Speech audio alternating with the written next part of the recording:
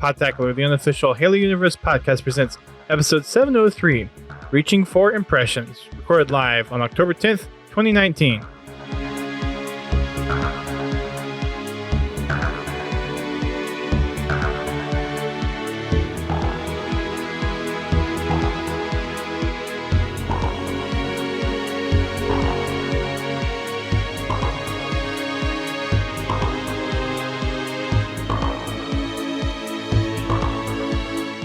Hello everyone, welcome to Podtacular, the unofficial Halo Universe podcast. I am your host, Duststorm.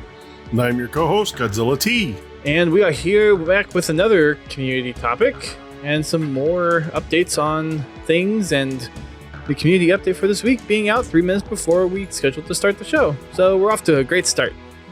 Yay! And some more technical difficulties, which we've managed to get through, but we're now settled and into the swing of things. So, as we normally start off with, GT, how did we do for this past Fraggin' Friday? Well, we did all right. We enjoyed some fun in the MCC Insider Flight. Yes, we played did. some Invasion. And we all got reminded of how irritating and sweaty it can be. Because we did get a few of those games. Not to mention the bloom. Oh, the bloom. It was real. Yeah. Yeah, I had to readjust to it. Having to slow down the pace of your shots. Yeah, that didn't age well.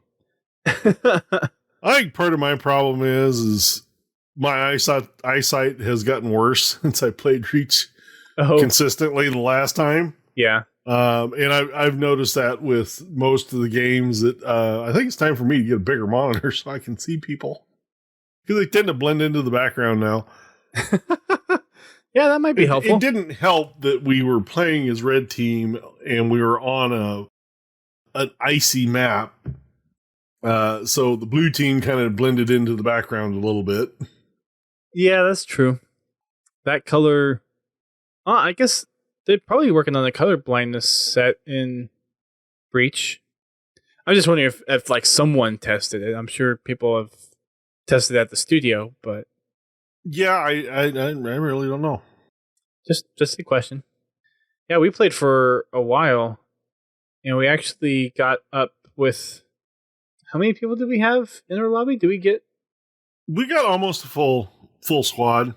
I think we were like, I think we had like, we were down to where we were having like 1 or 2 randoms at a time. It was a lot of fun. Aside from some of the first sweaty games that we had, and then when we actually got a fuller lobby, it became a lot more fun. Yeah. The map that they picked, I really wish they'd have picked a different map. That was my biggest issue. That was not fun. I would have much rather played on Boneyard. I'm trying to, because we were talking about this a little bit before the show, I'm trying to remember what other maps they had for Firefight. Other than Boneyard and Break. You mean Invasion? Sorry, Invasion. Yeah, get the right game now. Sorry. Well, I guess technically they do have Firefight in it, but anyway. Let's right game mode. You had Boneyard. I don't remember. The only one I remember is Boneyard. I think there are 6 maps for Invasion. I'm looking it up now. But yeah, that was not the most fun map to play with. It just never was. It was never a very well balanced map. It was nice at the time because it introduced a different scoring mechanism. Well, no, I mean, that is a DLC map. Right. That wasn't an out of the box map. And when they came up with that map, it was just poorly balanced. Boneyard, well, there are several others that are much they're better balanced than that. Spire was one of them. Spire was a invasion map. And then they added all the DLC ones in Reach, which I hope that brings some of those DLC ones back for matchmaking or customs or something like a matchmaking playlist for Invasion, because some of those were a lot of fun and really cool to play. Mm-hmm.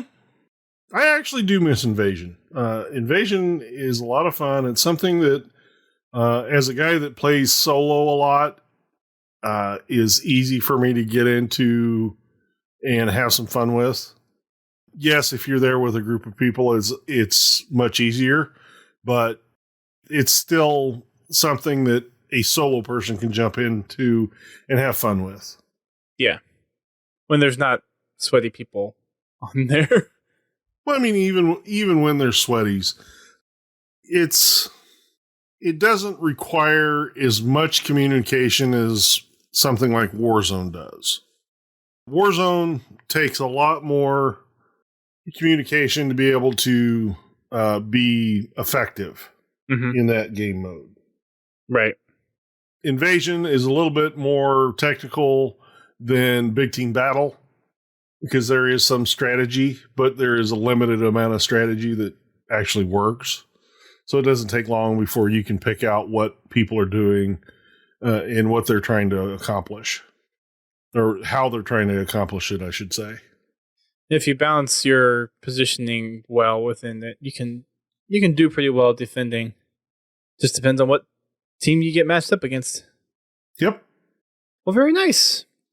For Sunday, we did not do achievements like we mentioned before that we were going to do, but we ended up doing some big team, so 8v8 on Reach, and we actually partnered up with Chief Canuck and Obi Jeff for doing that, and I think we got to at least max out 7 people, and we were playing up until midnight, if not a little bit later. It might have been 12:30, and we started a little bit early.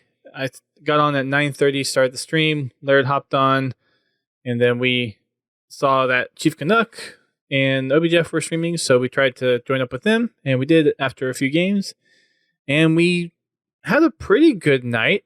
Once we teamed up with them, I think we won just about every single game except for maybe 1 or 2.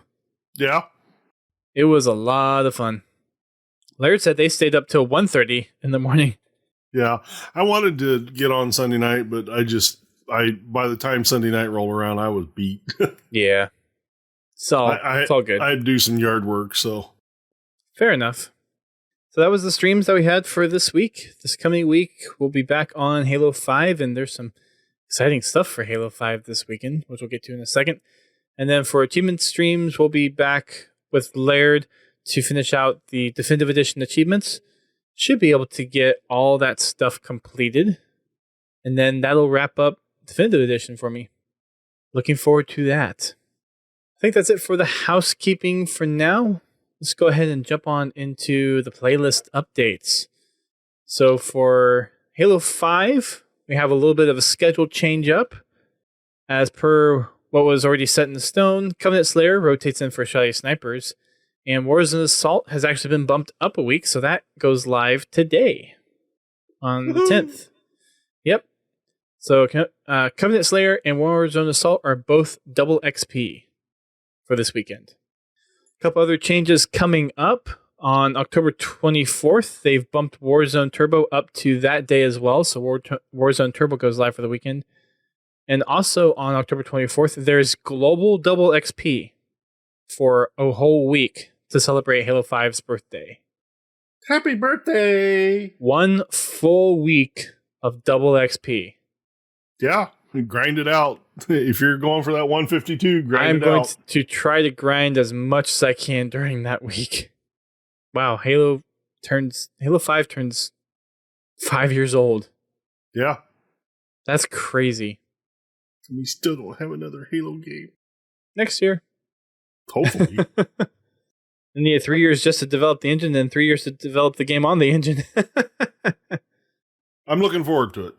But anyway, on October 27th, on Halo 5's birthday, log on and earn a free Platinum Pack. Ooh. Ooh. I think I have about 42 of those just sitting in my just pile. Yeah. Can't decide whether to open them myself or gift them to people. Either way. No, it all depends on how many boosts you need. If it was me, I'd open them because I need boosts. Yeah. I'm getting, I'm out.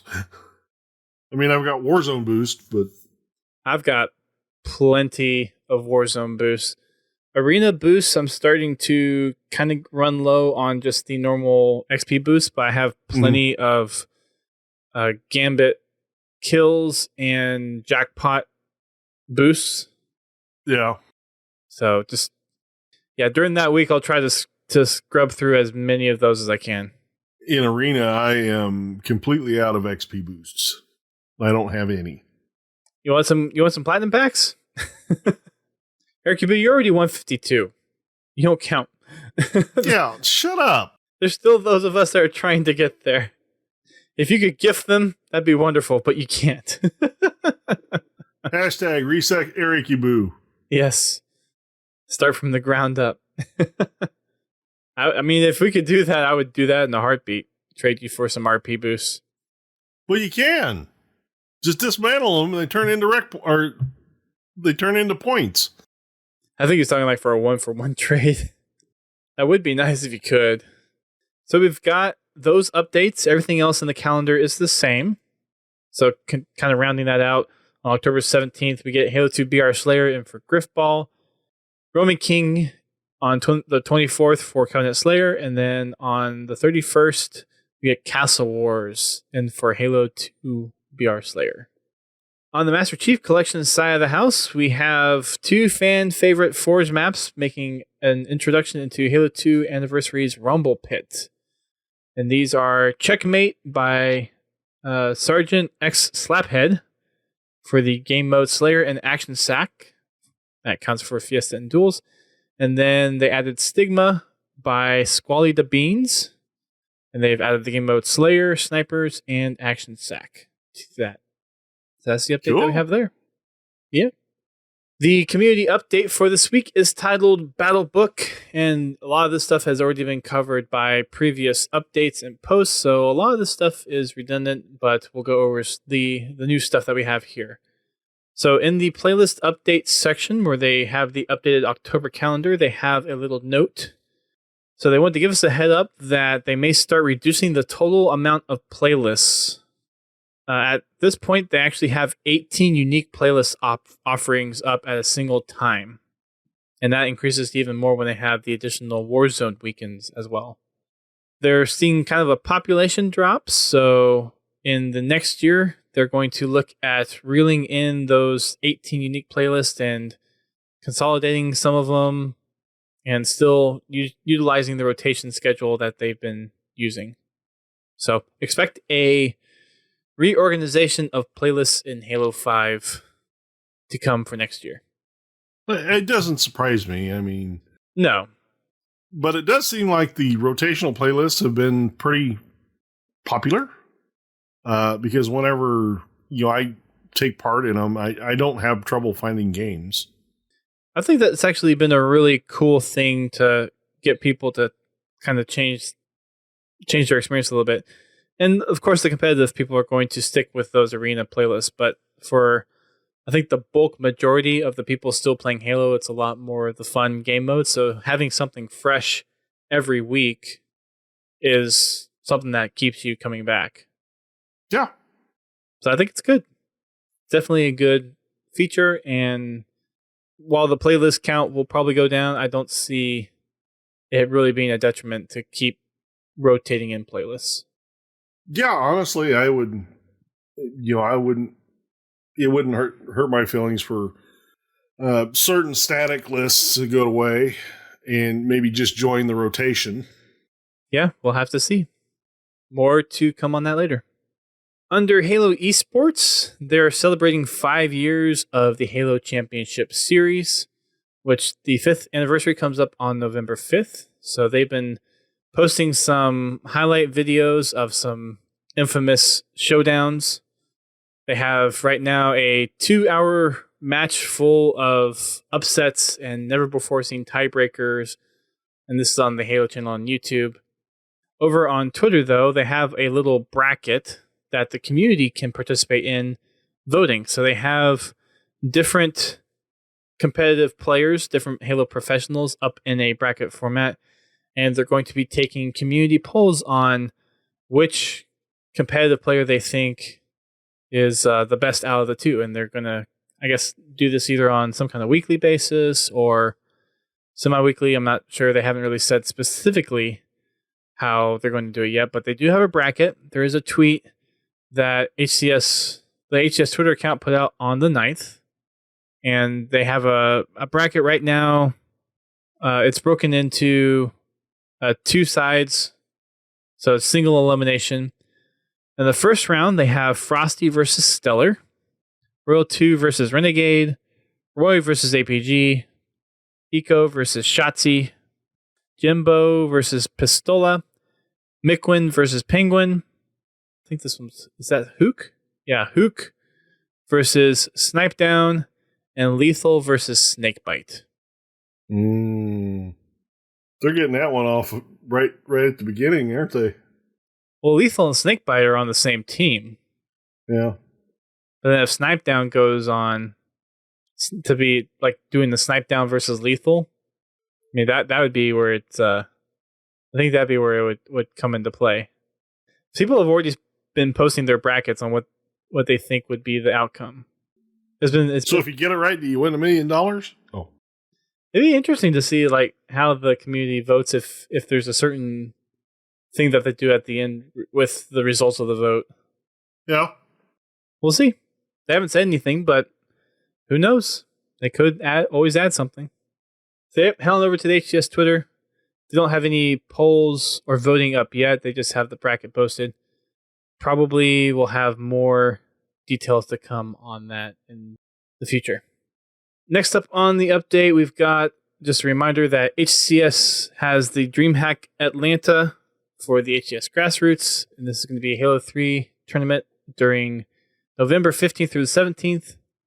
UGC is hosting 4 online qualifiers starting this weekend through November 2nd. DreamHack is also having a Halo 5 2v2 tournament at DreamHack Atlanta as well. That will have a $5,000 prize pool. If you want some more information about the event, you can head on over to dreamhack.com/Halo. Any more information about the qualifiers, you can go to aka.ms/DHQualifier. Also, Microsoft Store events. The next one is going to be a Halo 5 2v2. It's going to be taking place on Sunday, October 27th. For more information and to go and register for the next event, go to smash.gg/MRSHalo. We've got Halo gear, Halo Battleborn Meridian Divide coming out here pretty soon, or is it already out? It is 27th. Or no. So in a couple weeks. Eric Caboose says it's already out, and he's already read it. That one's already out. Sorry. It's already out, and he's read it. Clearly, you don't have enough time on your hands. We'll get to that one eventually. Yeah, we're still trying to get Dust caught up.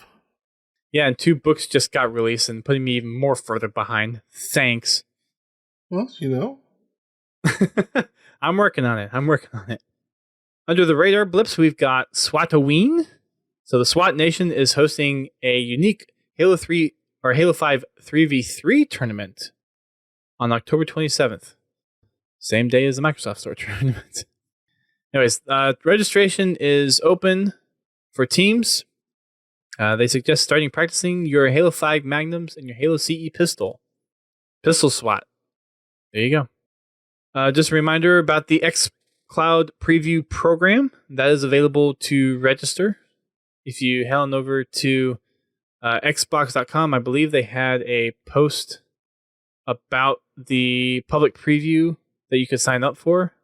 This was posted on the 24th of September.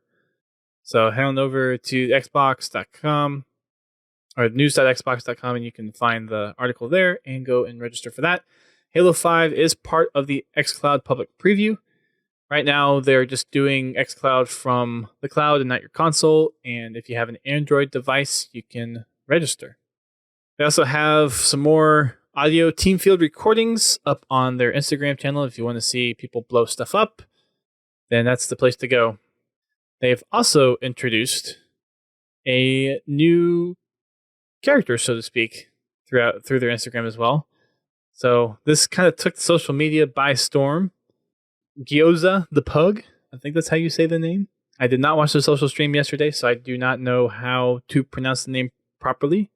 I'll go and find that out here soon. But the technical art director, Kenny Magnuson, joined Snickerdoodle on the 343 social stream and brought his best friend, Gyoza the Pug. And they're supposed to be doing some audio recordings with him or her. I think it's a her. And supposedly it's some alien sound recordings that they've been doing. Have you seen any of the videos of the recordings with the pug? No, I haven't. It's pretty interesting. And then on the Halo Infinite side of things, we've kind of talked about this already, but I made a little appearance through a picture in the update. Just a little. Just a little bit. The picture that we took after the Forge panel on the last day of the Anaheim Outpost tour is up there, and this is highlighting that two things were announced to be coming to Halo Infinite Forge. First thing is that yes, Halo Infinite will have Forge, and the second one is it will have undo and redo buttons. So, recounting that one again. And then the artwork for this week is the Electronic Gaming Monthly artwork that I think was done for Halo 2. So EGM Magazine. I wonder if this is one of the magazines I might have. I think I have two magazines of sorts that have a Halo cover on them. I can't remember if this is one I have. But the artwork, of course, is stunning and fantastic. Definitely. Most definitely. And that's it for the news. There's no other news updates, really, as far as the official news goes. Haven't had a chance to really catch up on community news too much lately. Hoping to get back on that for next week. We did have a topic that we asked people about because of the Reach flighting this week and because it got opened up to so many people. We were asking people what their impressions were on the Insider build and what their overall expectations are for Reach on MCC and PC. Unfortunately, we got no responses. So GT and I will just talk about our experiences for a couple of minutes. And then we'll call it a short show. So, GT, what did you think of the experience? And did you play more than just Firefight, or was it just pretty much Firefight? I played Invasion. I wasn't Why invited do I keep to saying Firefight? I don't know. I wasn't invited to the Fireflight as much as I wanted to. I have to admit, I was very impressed with the way it plays on Xbox. I run an Xbox One X, the Scorpio edition. Oh, sorry. And it took some getting used to because I'm not used to playing Reach with that graphical fidelity at that frame rate. Yeah. So it took a little adjusting to begin with. But all in all, it was very beautiful. I enjoyed it a lot. I had to readapt to the bloom. The bloom seems to be more prevalent now than it was when I was playing it on the 360. And I think it's because it seems, because the frame rate's higher is what I think really screws with it with me. It seems to engage faster is probably the best I could say. Okay. But it as far as once I adjusted to it, it felt really good. The only thing I really, really had to adjust on is my controls, really. I really had to crank up the controls. I think by the time I was done playing that night, Friday night, I had turned the horizontal look speed to 10, and it still felt slow. I was tempted to do it that. wasn't like I was overcorrecting or anything. It just, I don't know.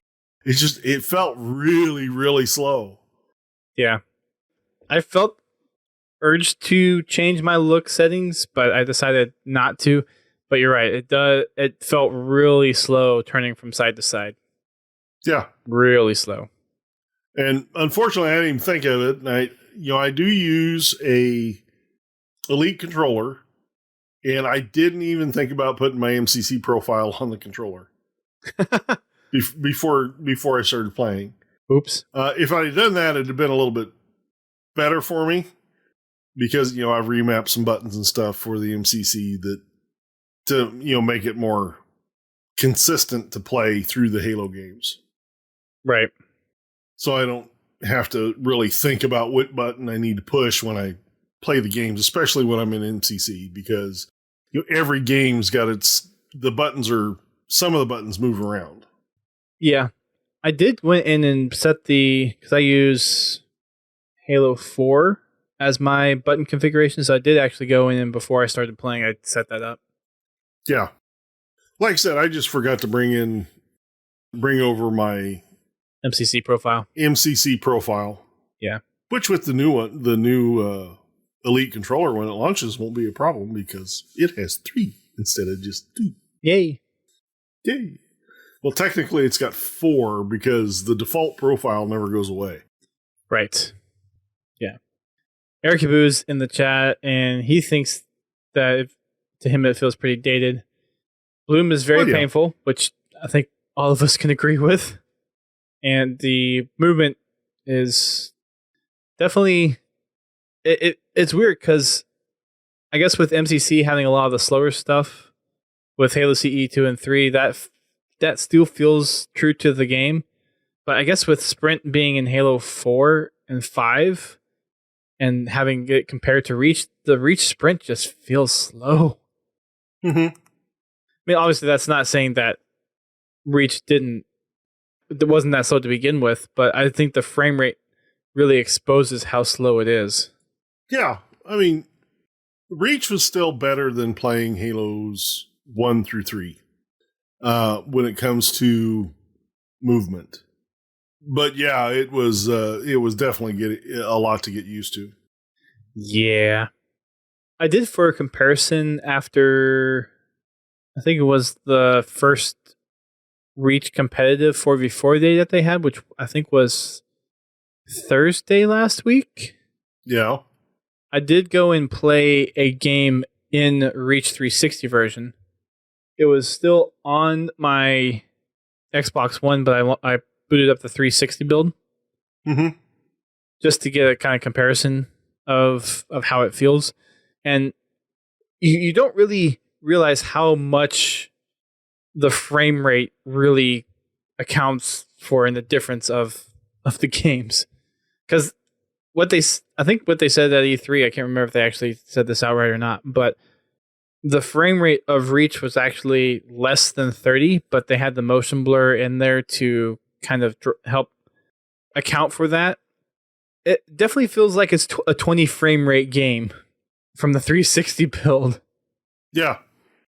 It definitely feels a lot different on the Xbox One than it did on the 360. It looks vastly different too. I would love to have been able to play it on PC just to see what it looks like on PC and what it feels like on PC. Well, supposedly there is a PvP PC flight coming out, so maybe we'll get to. Maybe. We'll just have to wait and see. I think for the most part, the biggest difference was the visual part to it. Mm-hmm. The other thing to me was, and I'm curious to see if you had this experience as well, the shot registration to me was significantly delayed compared to how it was in Reach 360. What I was seeing was, I would equate more to the bloom than it would be to shot registration. of just me being that far out of practice with it.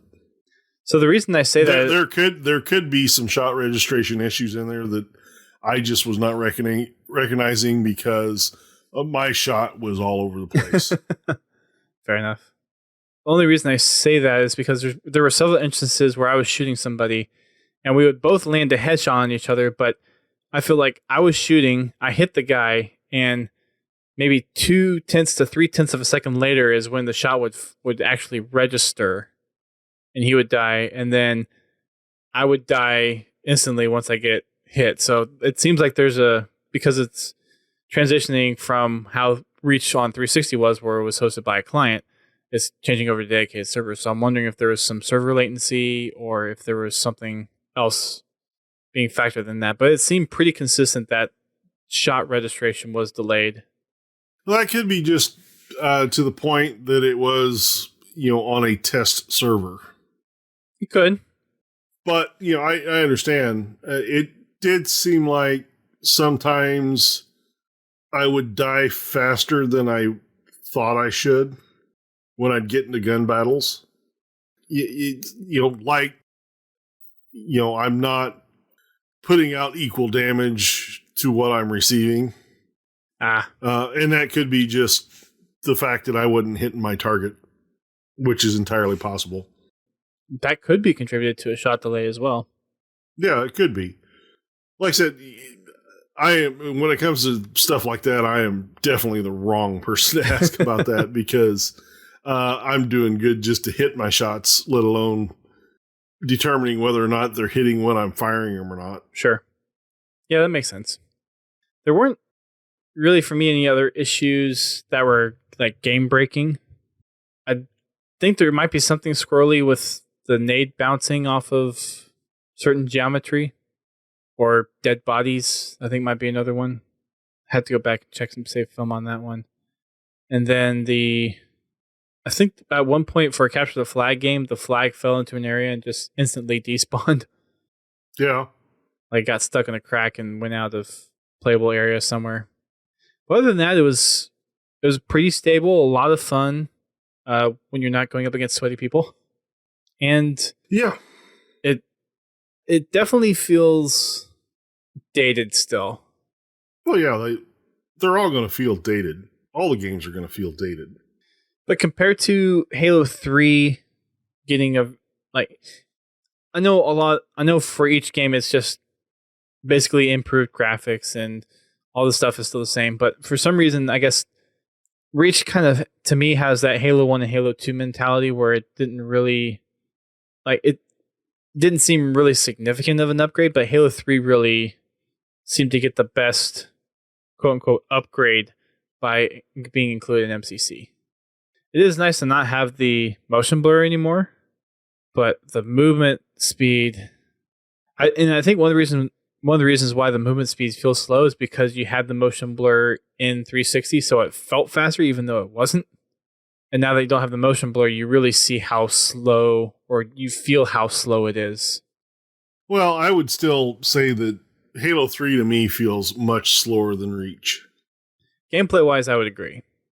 It just, in Halo 3, it just, no matter what you're doing, it's just, oh, come on. Actually this week, I forget the gentleman's name, but he put out a video, and some of you may have watched this, where they actually did the final Warthog run in Halo 1 without vehicles. In time? No. Okay. It is not physically possible to complete it against the clock. I didn't think but it is physically possible to do it. It just takes about 12 minutes. So they just basically mod the game and remove the clock. No, what they did, they were doing this on Xbox.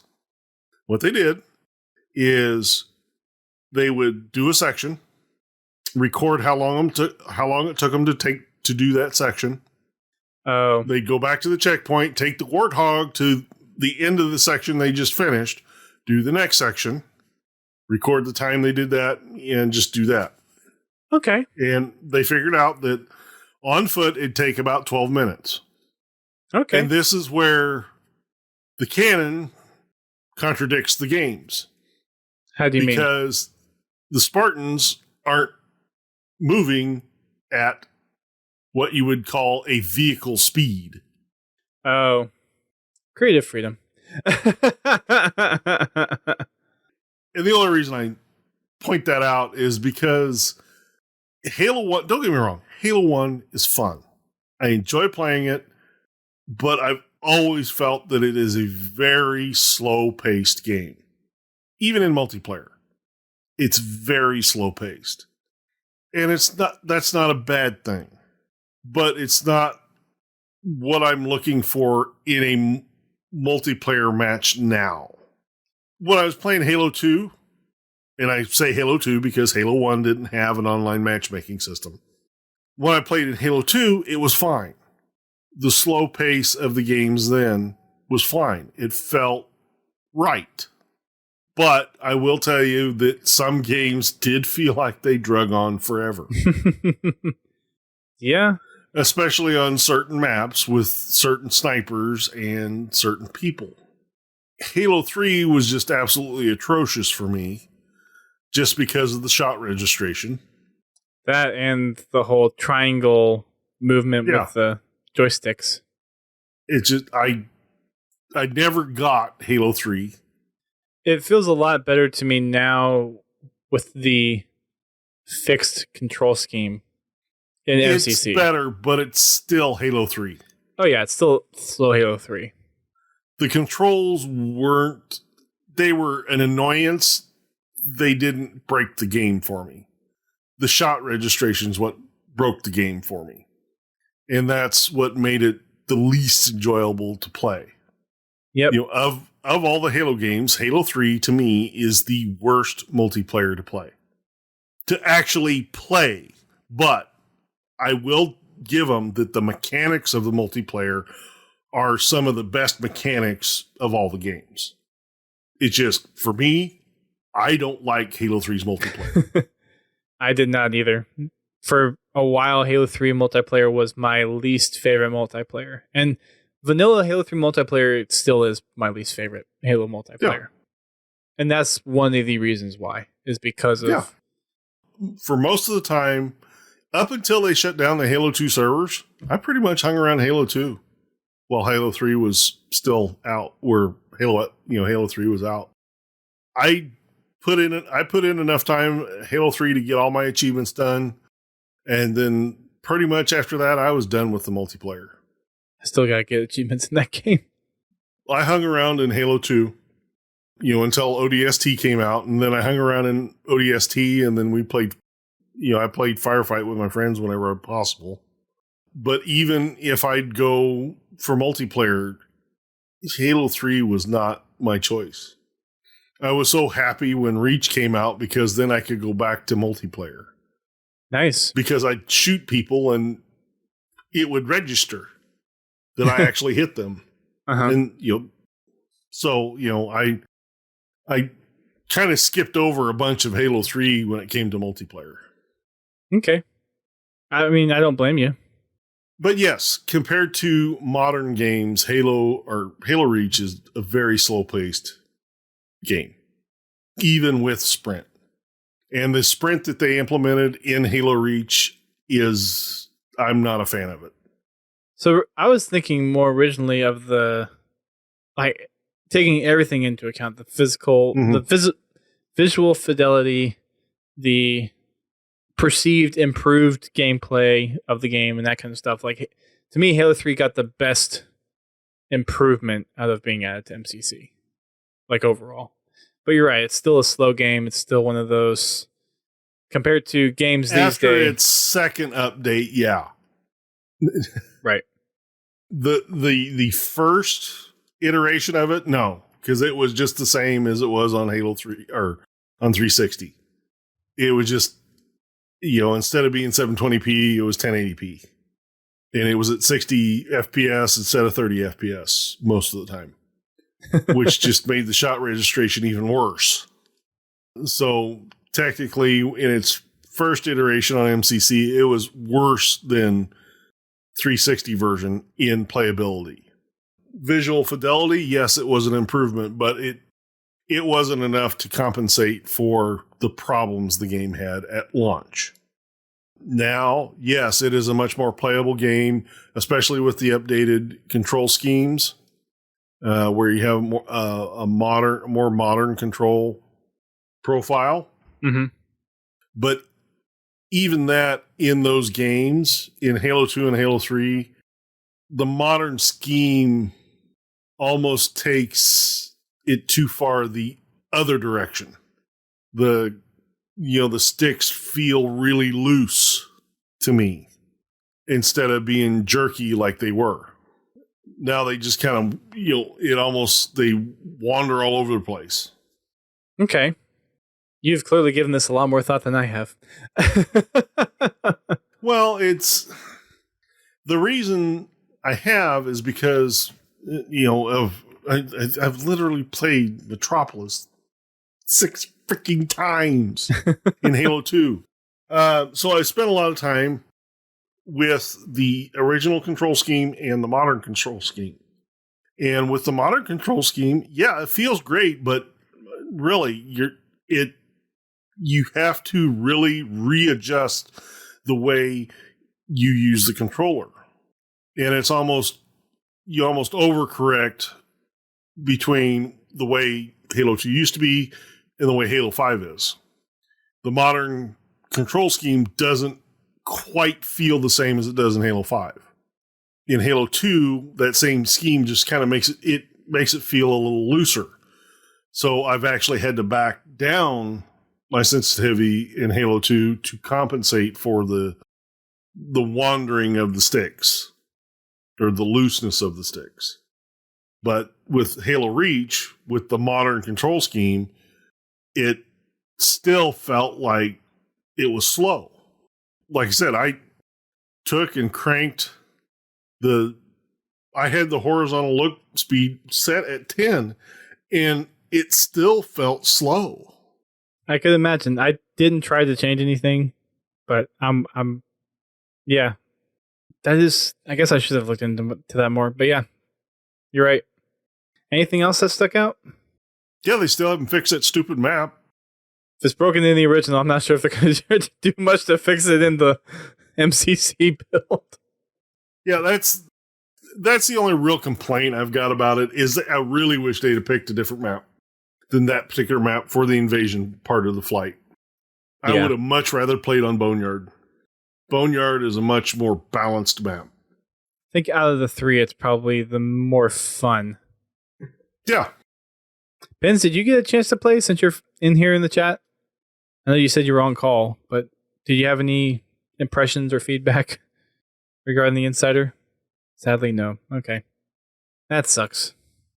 Well, the next flight is supposed to be PvP on PC, so it'll be interesting to see how the PC controls feel with PvP, if people get invited to that. For next week, I mean, unless you have anything else to talk about for the Reach build, I got nothing else really.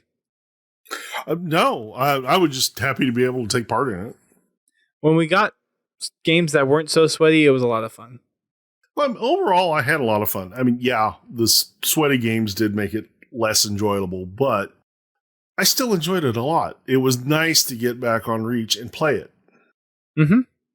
I really do want to experience it on PC, and it's not because I'm a PC player.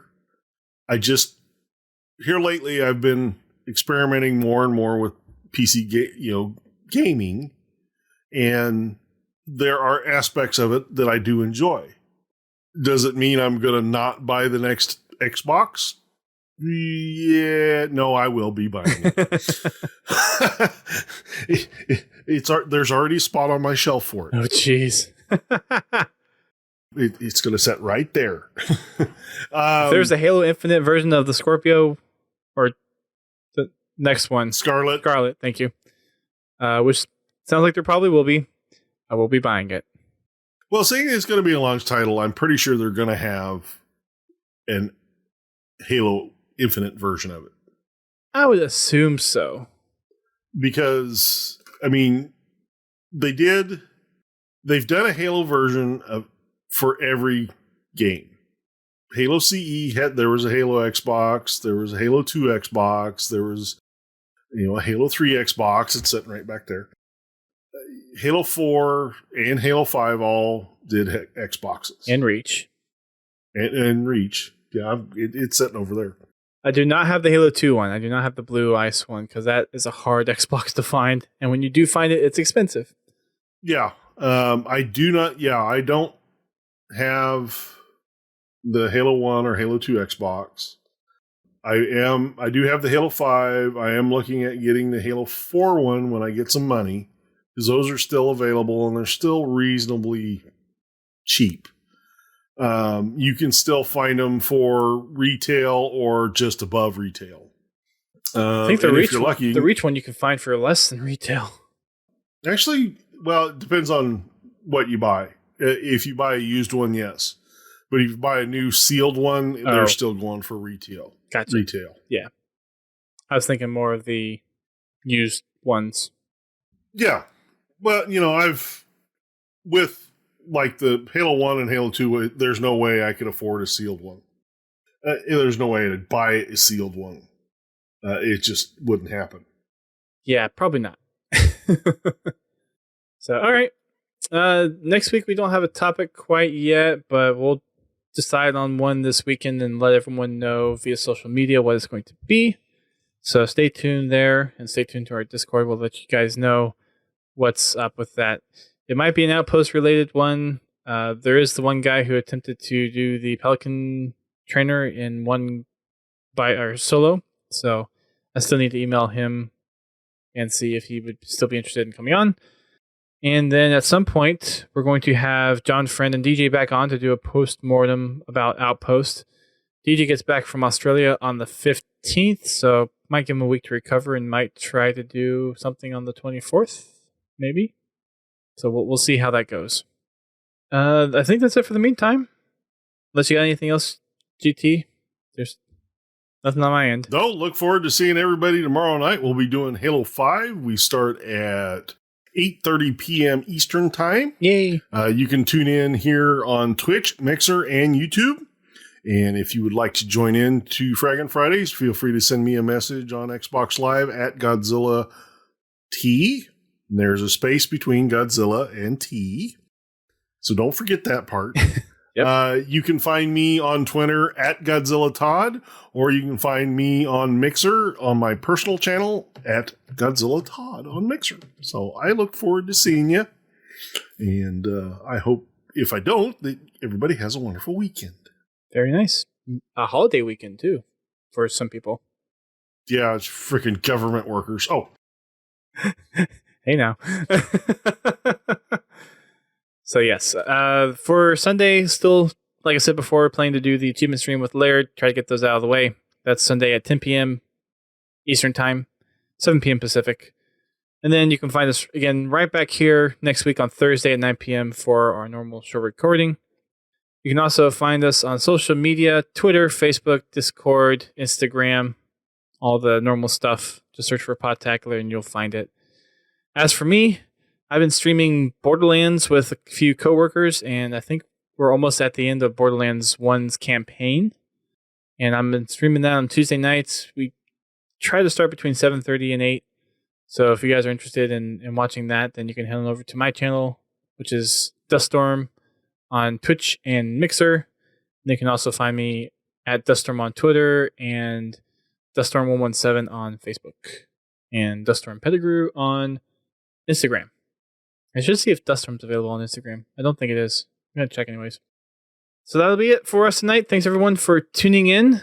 We'll catch you guys next week. Oh, quick thing before we head out. Pins, yes, thanks for the reminder. A couple weeks ago, I did do a stream of a Mega Constructs build with my wife. It's the first one she did. And we'll be doing several more of those. And eventually we'll get back into doing campaign streams with her. Both of those things will be on my personal channel at some point. So if you want to check those out, also follow me on my personal channels as well. And then for the Spartan Company, we did actually get one of the commendations done. Yay! Finally! Yes. It took so long to get the the latest one done. It was, what was it? I'm trying to look it up. I don't have it up at the moment. I think it was shoulder bashes or something. Long shots. I think it was the. Oh, let's just look. That's what I'm doing now. Hopefully, it's still in the order where the latest one is at the top. Nope, I don't think it is. Maybe it's at the bottom. It's killing a Spartan with a melee. Is that it? No, it was it killing. No, that wasn't that one. Which one is it? Dang it, these aren't in unlock order. That sucks. Is anyone on? Yeah, it should be. Come on, you stupid website, load. Well, the one at the top is kill an enemy attempting to hijack or skyjack, and then the one at the bottom is kill an enemy with a melee. No, it'll be at the top of the completed ones. So the latest one on the top is kill an enemy attempting to hijack or skyjack a vehicle, which I don't think that's the right one. No, it was. Yeah, it was. It was. It was from downtown. Kill an enemy Spartan from long distance. Yeah. Yeah, that's in the middle of the list for me. That was the one. Yeah. Kill me enemy Spartan from long distance. That was the one. Our next. I guess we're gonna have to start doing screenshots. So Yeah, know. no kidding. Our next closest one is First Strike, and we have another 281 of those to go. So we're 19 out of 31 commendations complete. Getting there. Getting there. Of course, the two longest ones at the bottom, killing Marines and killing me enemy Spartan with a shoulder bash. We've got another year to finish these. Good luck. All right, so that'll wrap it up. Thanks again, everyone, for tuning in. We'll catch you guys either tomorrow for Fragging Fridays. Hope you guys can join us. If not, next week on Thursday for the next episode. Until then, keep on fragging them trucks.